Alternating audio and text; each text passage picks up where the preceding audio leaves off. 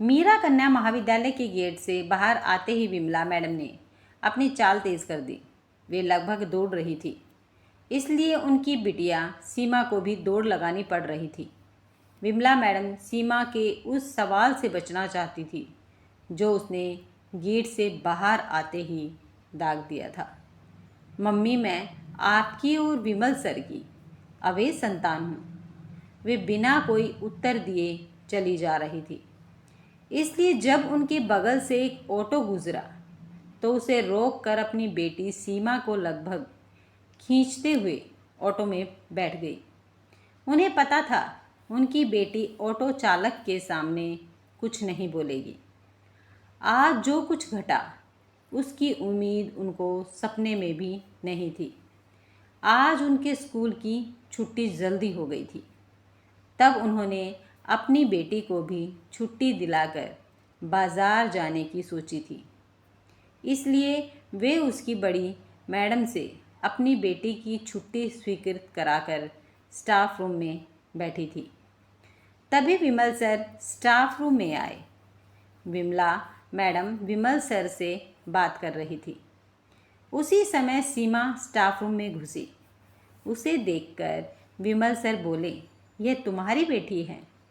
तभी उनकी बात आगे बढ़ाने से पूर्व ही विमला मैडम ने इशारे से उन्हें रोक दिया, परंतु सर के ये शब्द सीमा के कान में पड़ गए।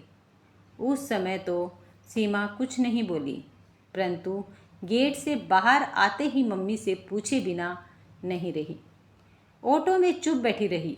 सीमा घर घुसते ही बोल पड़ी, मम्मी, आप जवाब नहीं दे रही हो, जबकि मेरी सहेलियां मुझे चिढ़ाती हैं, कहती हैं तू भी कानपुर की और सर भी कानपुर की, और तेरे में सर का अक्ष दिखाई देता है। कहीं तेरी मम्मी और सर के बीच में अफेयर तो नहीं था? और आज उनके शब्द, यह तुम्हारी बेटी है। तभी तब क्या मैं आपकी और सर की अवैध संतान हूँ? विमला उसकी बात को टालते हुए बोली, जब तू पेट में थी तब तेरे सर के परिवार का घर में बहुत आना जाना था, इसीलिए मम्मी आपने मुझे बच्चा समझा है। मैं सर से ही पूछ लूँगी, कहकर सीमा वहाँ से उठ गई। विमला ने उसे रोका नहीं, क्योंकि उनको पता था वह जो सोच लेती है करती है। सीमा चाय नाश्ता कर अपने कमरे में आकर लेट गई। टीवी चला लिया, परंतु उसका प्रिय प्रोग्राम भी उसको शांति नहीं दे रहा था। यह तुम्हारी बेटी है, तभी ये ही शब्द उसके कानों में बार बार गूंज रहे थे। तभी फ़ोन की घंटी बजी। उसने फ़ोन उठाया। उधर उसकी सहेली मधु थी। तू भी घर आ गई पागल, घड़ी देख, 4 से ज़्यादा बज गए हैं। इधर उधर की बातें करने के बजाय सीमा ने सीधे ही पूछ लिया, तू विमल सर का घर जानती है? क्यों, क्या तू भी सर से ट्यूशन पढ़ना चाहती है? हाँ, वह बहुत अच्छा पढ़ाते हैं। अरे हाँ, तेरा विषय तो सर पढ़ाते नहीं। फिर तुझसे जितना पूछा है उतना बता, मैं खुद चली जाऊंगी। तू केवल पता बता। ऐसा कर, गांधी चौक की ओर से मेरे घर की ओर आएगी तो पहले ही मोड़ पर अंतिम मकान है, उनके नाम की प्लेट लगी है। उसने फ़ोन रख दिया और मम्मी से बोल दिया, मैं मधु के घर जा रही हूँ, जल्दी घर आ जाऊँगी। कुछ ही देर में सीमा सर के घर पहुँच गई। वह पहले झिझकी, फिर घंटी बजा दी। दरवाज़ा सर ने ही खोला। एक पल को वह सर को देखती ही रही, क्योंकि आज उसे सर दूसरे ही रूप में दिख रहे थे। और फिर उसे अपना मकसद ध्यान आया और सर के कुछ बोलने से पहले ही वह बोल पड़ी, सर, क्या मैं आपकी और मम्मी की अवैध संतान हूँ? सर को शायद ऐसे प्रश्न की उम्मीद नहीं थी, इसलिए सर ने कहा, देखो बेटे, ऐसे प्रश्न दरवाजे पर नहीं किए जाते। अंदर आओ, मैं तुम्हारे हर प्रश्न का उत्तर दूंगा। वह अंदर आ गई। अंदर सर ने अपने मम्मी से उसका परिचय कराया। मम्मी, यह विमला की बेटी है। सर की मम्मी पुलकित हो उठी। मम्मी को भी ले आती। उनके और कुछ बोलने से पूर्व ही सर ने मम्मी को कहा, मम्मी, बाकी बातें बाद में हो जाएंगी, इसे चाय नाश्ता कराओ। पहली बार घर में आई है। उनके चले जाने के बाद से बोलो। हाँ, अब बोलो। सर, मैं आपकी और मम्मी की अवैध संतान हूँ। देखो बेटे, संतान अवैध नहीं होती, बल्कि संबंध अवैध होते हैं। और फिर मेरे और तुम्हारी मम्मी के संबंधों को तो तुम्हारे पापा की स्वीकृति थी। यह सुनते ही सीमा का मुंह खुला का खुला रह गया। उसे विश्वास ही नहीं हो रहा था कि कोई इतना नीचे भी गिर सकता है। उसे यह समझ नहीं आया कि पापा की क्या मजबूरी थी। उसकी परेशानी भांपकर सर बोले, शांत होकर बैठो, मैं सब बताता हूँ। तुम्हारी मम्मी की शादी आम हिंदुस्तानी शादी थी। पहले 2 साल शादी की खुमारी में निकल गए और फिर कानाफूसी शुरू हो गई कि घर में किलकारी क्यों नहीं गूंजी। पहले घर से और फिर आसपास तुम्हारे पापा के दोस्त ताना मारने से नहीं चुकते। उधर उनकी मर्दानगी पर चुटकुले बनने लगे। साथ ही डॉक्टरी रिपोर्ट ने आग में घी का कार्य कर दिया। कमी तुम्हारे पापा में मिली। तुम्हारे पापा ऑफिस का गुस्सा घर में निकालने लग गए थे। उन्हीं दिनों हमारा परिवार तुम्हारे पड़ोस में आ गया। तुम्हारी मम्मी हमारे घर आ जाती। मैं तुम्हारी मम्मी के बाज़ार के काम कर देता था। तुम्हारी मम्मी कोई बच्चा गोद लेने को कहती तो तुम्हारे पापा नाराज़ हो जाते। उनको अपनी मर्दानगी दिखानी थी। मेरे और तुम्हारी मम्मी के बीच निकटता बढ़ने लगी थी। तुम्हारे पापा ने हमारी निकटता को इग्नोर किया। फलस्वरूप हमारी निकटता और बढ़ती चली गई थी और उस मुकाम तक पहुंच गई जिसके फलस्वरूप तुम अपनी मम्मी के पेट में आ गए। वह दिन मुझे आज भी याद है। मैं जब तुम्हारे घर पहुंचा तब तुम्हारी मम्मी के शब्द कान में पड़े। उन शब्दों को सुनते ही अंदर जा रहे मेरे कदम रुक गए। तुम्हारी मम्मी कह रही थी, लो, अब तुम भी मर्द बन गई। मैं गर्भवती हो गई। अब दोस्तों के सामने तुम्हारी गर्दन नहीं झुकेगी। मुझे लगा कि मैं सिर्फ एक टूल था जो तुम्हारे पापा को मर्द साबित करने के लिए इस्तेमाल किया गया था। मुझे तुम्हारी मम्मी पर गुस्सा आया। सोचा कि वहाँ पर जाकर अपनी नाराज़गी जाहिर करूं, लेकिन फिर मुझे तुम्हारी मम्मी पर तरस आ गया। मैं वापस आ गया। उसके बाद मैं कभी तुम्हारे घर पर नहीं गया। उस दौरान मेरे पापा का तबादला हो गया था। जिस दिन हम जा रहे थे उस दिन तुम्हारी मम्मी हमें छोड़ने आई थी। वे कुछ नहीं बोली, लेकिन उनकी चुप्पी भी बहुत कुछ कह गई थी। मैंने उनको माफ़ कर दिया। सर की मम्मी जो वहाँ आ गई थी ने सब सुन लिया था। बोल पड़ी, बेटा, इसने खुद को माफ़ नहीं किया और अब तक शादी नहीं की है। तुम्हारी मम्मी की खबरें शोभा आंटी से मिलती रही। तुम्हारा जन्म हुआ।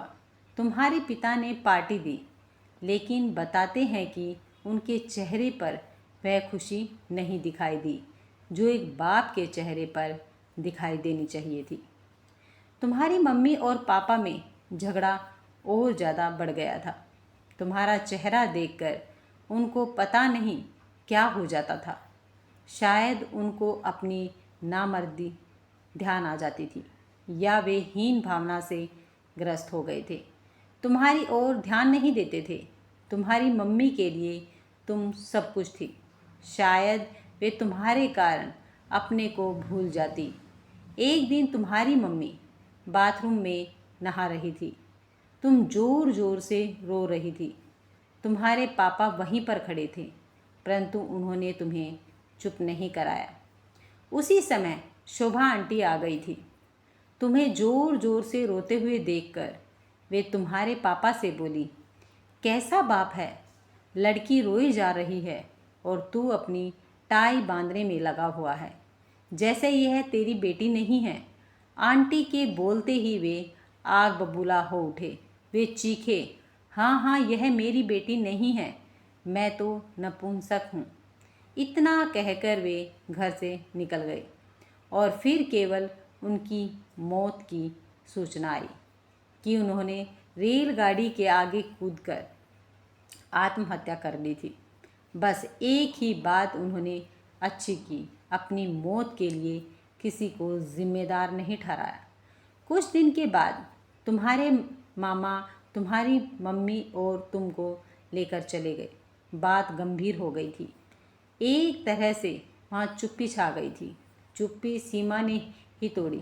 सर, मेरी शादी के बाद मेरी मम्मी अकेली रह जाएगी। आप भी कभी अकेली हो जाओगे, इसलिए आप और मम्मी अपने उन अवैध संबंधों को वैध नहीं बना सकते। पगली, अब हमारी शादी की उम्र थोड़े ही है, अब तो तेरी शादी करनी है। लेकिन सर, आपसे मिलने के बाद मैंने मम्मी के चेहरे पर अलग चमक देखी थी और अब जब आपने घर के दरवाजे पर मुझे देखा तो आपके चेहरे पर भी वही चमक मैंने महसूस की है। बहुत बड़ी हो गई है तू और लोगों को पढ़ना भी जानती है।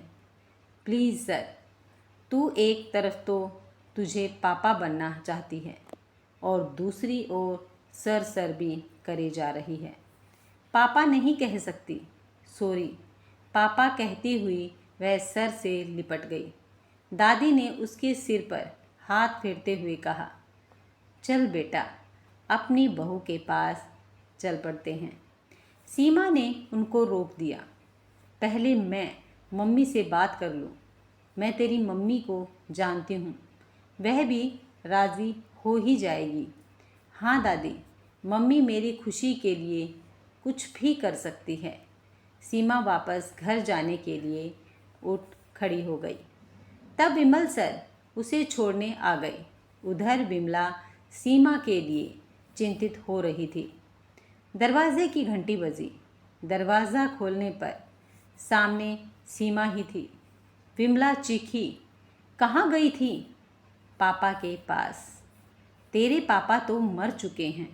वे मेरे पापा नहीं थे, वे आपके पति थे और फिर वे तो पति कहलाने के लायक भी नहीं, क्योंकि वे तन से ही नहीं मन से भी नपुंसक थे। जो अपनी पत्नी को प्राय मर्द के साथ सोने को प्रेरित करता है मात्र इसलिए कि दुनिया के सामने अपने को मर्द दिखा सके। अपने को मर्द दिखाने के लिए पत्नी द्वारा बच्चा गोद ले लेने के लिए विचार को भी न सुने। तो इतना जहर भर दिया उसने। मुझे उससे यह उम्मीद नहीं थी। मैं इसलिए चुप थी कि यह सुनकर तू मुझसे भी घृणा करने लगती। मम्मी, मैं आपसे घृणा करूँगी। आपने जिस तरह मेरी परवरिश की है उस पर मुझे गर्व है कि तुम मेरी माँ हो। पापा भी ऐसे नहीं हैं। दरवाजे पर मुझे देखकर उनकी नज़र इधर उधर घूम रही थी। वे शायद आपको ही खोज रहे थे। फिर कुछ समय तक चुप्पी छाई रही। दोनों एक दूसरे को देखती रही। फिर सीमा ही बोली, मम्मी, आप और सर अपने अवैध संबंधों को वैध नहीं बना सकते हो क्या? नहीं बेटा, अब मुझे तेरी शादी करनी है, अपनी नहीं। मम्मी पापा को पता है मैं उनकी बेटी हूँ, परंतु मुझे बेटी नहीं कह सकते। मैं जानते हुए भी उनको पापा नहीं कह सकती और आप मेरे सामने खोखली हंसी हंसोगी और अकेले में रोओगी। लेकिन बेटा, लोग आज क्या कहेंगे? उनकी चिंता नहीं है मुझे, आपकी चिंता है। मेरी शादी के बाद आप बिल्कुल अकेली रह जाओगी और उधर दादी कितने दिन की मेहमान हैं। बाद में पापा भी अकेले हो जाएंगे। विमला विचार मगन हो गई। फिर अचानक बोल पड़ी, तू अकेली आई, कैसा पिता है। जवान लड़की को रात में अकेले भेज दिया। नहीं मम्मी, पापा आए थे, फिर अंदर क्यों नहीं आए। मम्मी, मैंने मना कर दिया था। मैं चाहती थी कि पहले मैं आपसे बात कर लूँ। ओह, क्या बात है, बड़ी समझदार हो गई है मेरी लाडली। तभी फ़ोन की घंटी बजी। सीमा ने फ़ोन उठाया। उधर दादी थी। उसने फ़ोन मम्मी को दिया। मम्मी बोली, नमस्ते आंटी। अरे, मैं अब तेरी आंटी नहीं बल्कि अब तेरी सास हूँ। इसके बाद की कहानी भी छोटी सी रह गई है। सीमा के मम्मी पापा के अवैध संबंध वैध बन गए। सब बहुत खुश थे। सबसे ज़्यादा कौन खुश था, बताने की ज़रूरत नहीं है।